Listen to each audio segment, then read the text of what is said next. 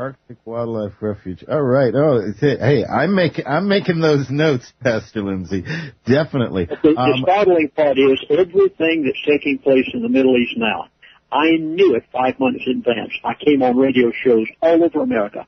I said there's going to be a crisis in the Middle East within 4 to 5 months.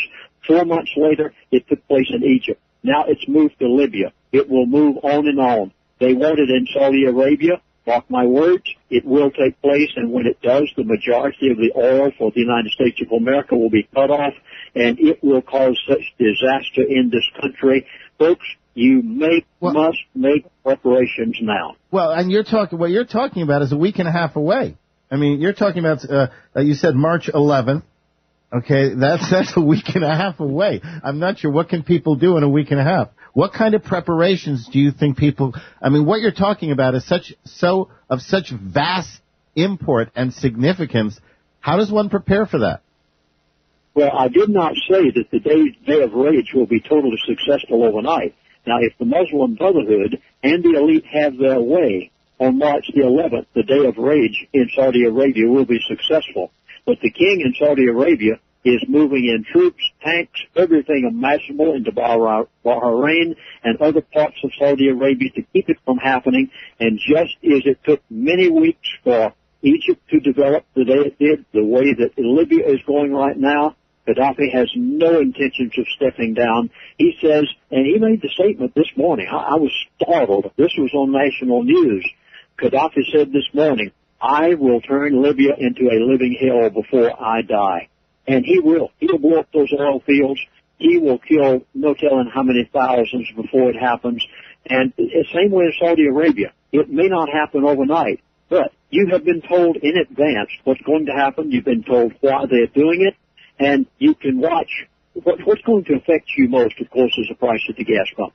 And as I said, it went up 12 cents overnight last night. Yeah, and as a matter of fact, I wanted to ask you about that. We also have a correspondent inside Saudi Arabia, so I get weekly reports from inside Saudi Arabia as to what's happening over there, and it'll be very interesting to see how they develop over the next couple of weeks. Let's talk about the gas pump. Every time I go to the pump, the cost of a gallon of gas has gone up several cents. The actual cost to me has gone up, which, is supposed to take some time. But every time I go, how far is it going to rise, and what damage can we expect the high price of gas to have, both on the U.S. and the EU economies in the near future?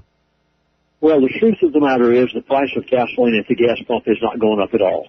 I know. But you see, folks, you must learn to think in the mindset of the elite. And I lived with them for 3 years. I was the chaplain invited to be the chaplain of the elite of the world for 3 years' time at Prudhoe Bay, Alaska, living in their own dorm, sitting across the dinner table from them. And I learned to think the way that they think. Now, let me try to explain what I just said, because I know you're laughing at me already. Well, and you have a right. But just a moment, Pastor, you just said the price is not going up. Now, I'm in a different part of the world. I'm in New Zealand. But every time I go to the pump, the price is up another 6 cents.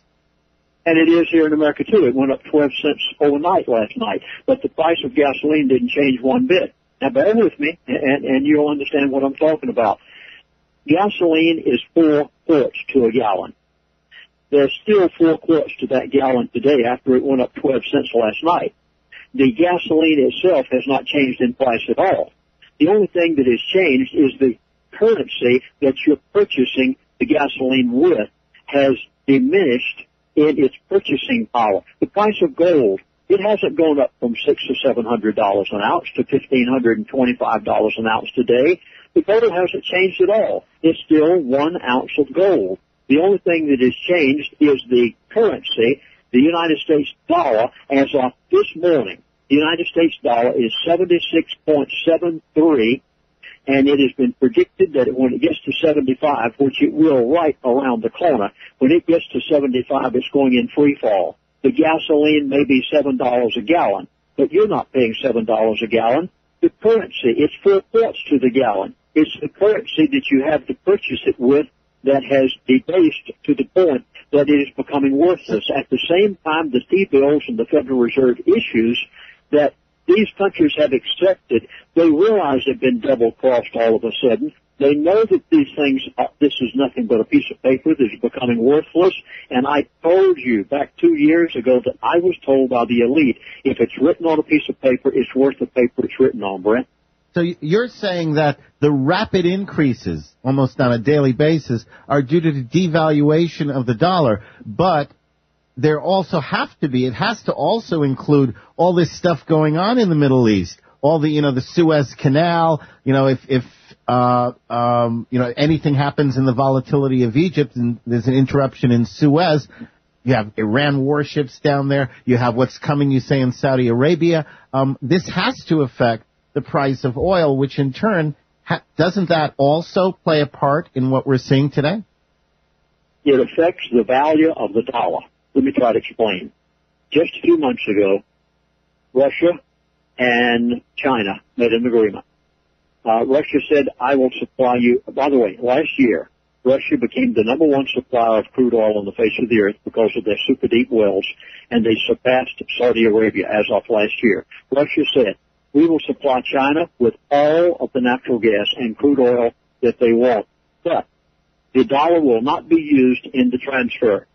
People are not accepting the dollar anymore. It is not the world reserve currency any longer. Therefore, what's being affected in the Middle East is the value, the purchasing power, the currency, the dollar is what's being affected, not the gasoline. We still have it out there, not the gold. It's the dollar that is devaluing, and it will be dead by the end of 2012 to the point that you may take a wheelbarrow load to the grocery store in order to get your loaf of bread. So if that's the case, how, from that perspective, you're saying everything is due to the devaluation of the dollar. How high is that going to push gold in terms of its dollar value? A number of years ago, when I was talking with one of these individuals, I became flabbergasted. I was beside myself. And I said to him, how can I protect my family? Now remember, I gave 3 years of my life to be their chaplain. And as a result, it gained an element of respect. And as a result, these people have told me from time to time what I can do to protect myself. And he said to me, Chaplain, there's only one thing on the face of this earth that you can protect yourself with, and he said, that's our currency. I said, what is your currency? And he said, gold and silver. He said, you cannot trust anything else. He said, Chaplain, if it's written on a piece of paper, it's worth the paper it's written on.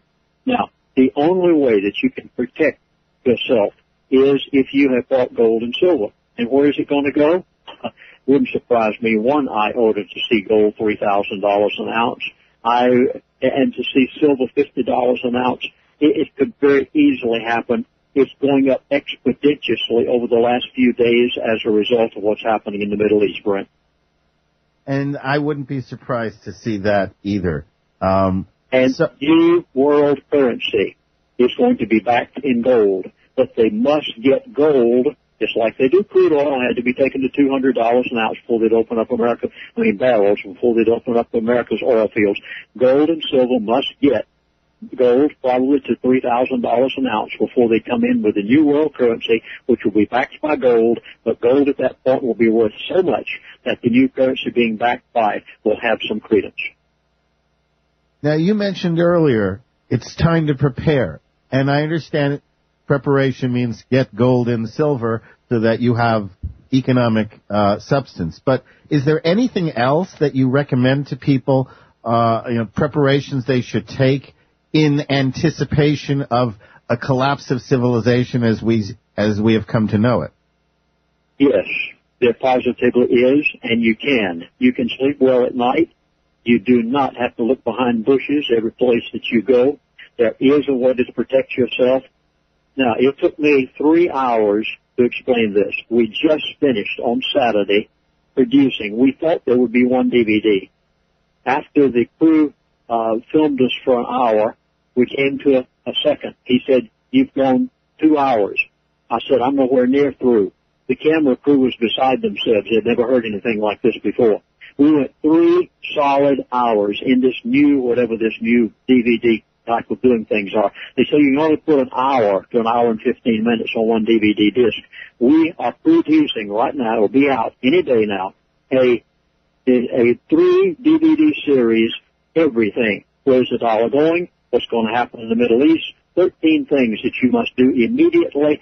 You name it, what's going to happen to the American stock market. It's entitled The Middle East, the Rest of the Story. I beg of you, it is not copywritten. I feel that we must get the message out so much that we have not copywritten this presentation. You've never seen anything like it with diagrams and injections of other DVDs. Please give our toll-free number a call. And since it's not copywritten, you can copy it and give it to everybody you can. Our toll-free number is 888-799-6111, and you'll talk to an American operator, by the way. And if you wish to go on the web, go to prophecyclub.com. That's prophecyclub.com, or toll-free 888-799-6111. The Middle East, the rest of the story, Brent. That's fantastic, and we'll have that information up on our website as well. I've designed something called the globalism scale. On one end, nation-states cover the globe, and we have little communities and villages and such, and life is good. On the other end is one all-encompassing global government in which everybody and everything is controlled, regulated, and manipulated by a global elite. Now, there are many degrees in between. Where would you say we stand today on the globalism scale? And I'm going to ask you each time you come back. Well, the New World Order has an agenda. May I say as emphatically as I possibly can, this is not a conspiracy. I do not believe in conspiracies. This is real. I'm not a conspiratorialist at all. I believe in agendas, and I know what their agenda is because I lived with them, had an opportunity to talk with them, and the elite themselves for 3 years' time, and have kept in touch with some of these people over the past 35 years. What you're seeing right now is not a conspiracy, it's an agenda that was formed a long time in advance. The New World Order intends to complete that timeline by the end of 2012. Where we are right now, we are getting down toward the point where they actually draw the string, because they have found a way to accomplish what they want to in the Middle East. Now, one statement that will help to answer your question, Brent, and that is, please, I hope everybody in your listening audience either has written this down or you will. The standard currency of the world is crude oil. It is not the dollar, nor the yen, nor the pound, nor the won, nor the ruble. The standard currency of the world is crude oil, and whatever currency crude oil is bought and sold in will determine what is the reserve currency of the world. Now, China and Russia have said we won't use the dollar anymore. More and more nations are opting out of our T-bills and our Federal Reserve issues. As of, I believe it was a week ago, the Federal Reserve became the number one. This is so surprising because I was told this 2 years ago. As of last week, the Federal Reserve surpassed China as the largest holder of the United States debt. And I'll never forget the day that Mr. Fromm and I were on the phone one day, and he said to me, Chaplain, it's coming to the point that nations of the world will not trust our dollar, and when they don't, in turn, they will not be buying our T-bills. And he said, the day that you see the Federal Reserve begin to buy our T-bills, which pay the interest on the national debt of $14 trillion, he said the day that the Federal Reserve begins to buy that debt is the day that the dollar's done. Well, how far out on the line are we? Yes, Federal Reserve now is turning around and buying our own interest, our T-bills, our securities, because the nations of the earth are not showing up to buy them anymore. They don't trust the American dollar.